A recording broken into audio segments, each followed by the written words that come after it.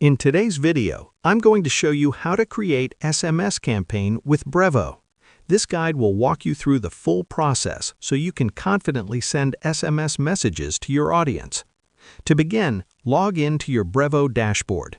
Once you're inside, go to the campaign area where all marketing campaigns are created and managed. From there, click on the option to create a new campaign and choose SMS as the campaign type. Next, give your campaign a clear and meaningful name. This helps you recognize it later, especially if you manage multiple campaigns. After naming it, move forward to set up the sender name. This is what recipients will see when they receive your message, so use a name they can easily recognize and trust.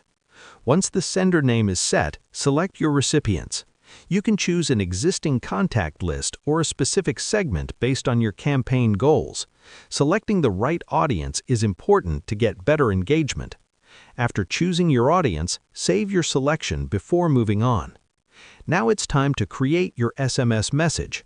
Open the message editor and write a short, clear message that delivers your main point quickly.